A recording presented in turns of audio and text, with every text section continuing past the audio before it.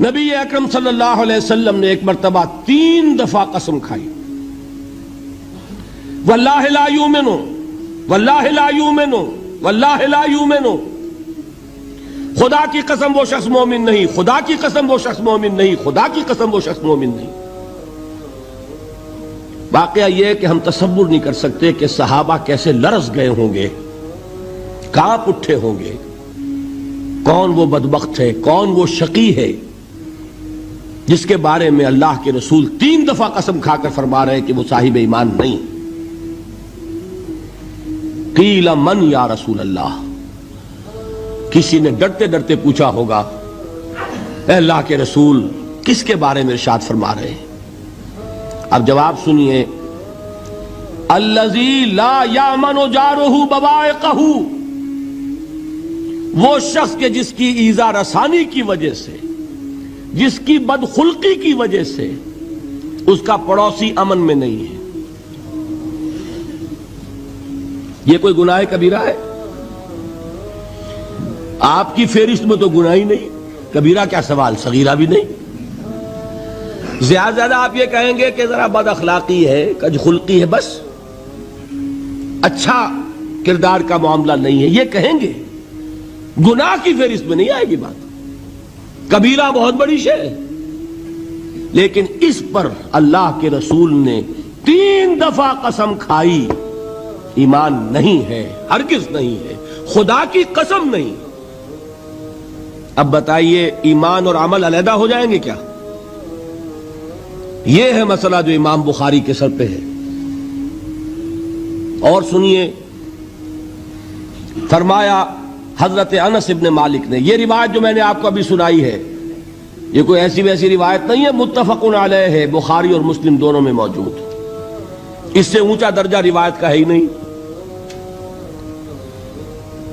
راوی کون؟ ابو ہریرہ رضی اللہ تعالی، ان کی والدہ لے کر حاضر ہو گئیں، یہ بچہ حضور آپ کی خدمت میں رہے گا، آپ کی خدمت کرے گا، آپ کے پاس رہے گا، ٹھیک ہے۔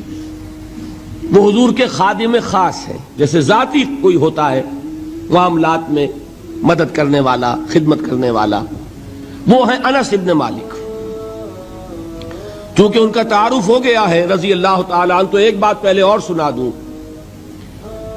جو بچہ اپنے اس بچپن سے لے کر 9 برس کی عمر تھی جب آئے حضور کے پاس، انتقال کے وقت عمر کتنی ہوگی؟ 19 برس، 10 برس حضور کی خدمت میں رہے۔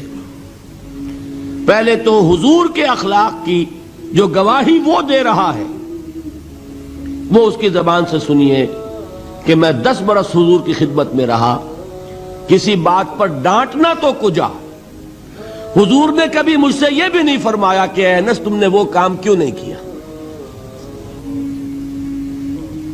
یہ ہے ایک آقا کی حیثیت سے محمد الرسول اللہ صلی اللہ علیہ وسلم کا اخلاق۔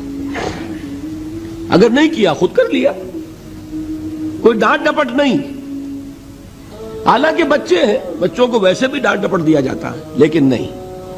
اب ان صحابی کی ایک گواہی سنیے، قلما خطبنا رسول اللہ صلی اللہ علیہ وسلم الا قال،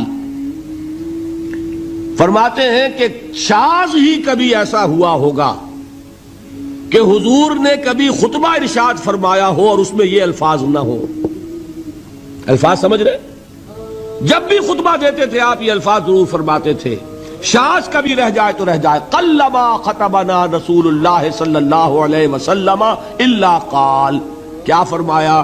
لا ایمان لمن لا امانت لہ ولا دین لمن لا عہد لہ، جس شخص میں امانت داری نہیں اس کا کوئی ایمان نہیں، جس میں ایفائے عہد نہیں اس کا کوئی دین نہیں۔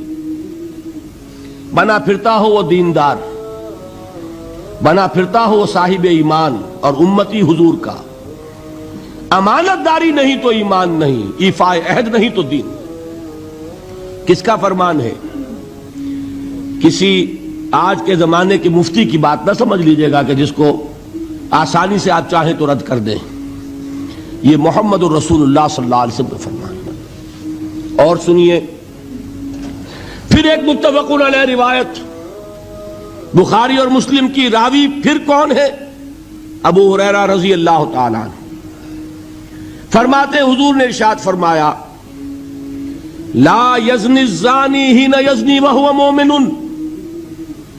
ولا یسرق السارق حین یسرق وہو مومن ولا یشرب الخمر حین یشرب وہو مومن. کوئی زانی حالت ایمان میں زنا نہیں کرتا.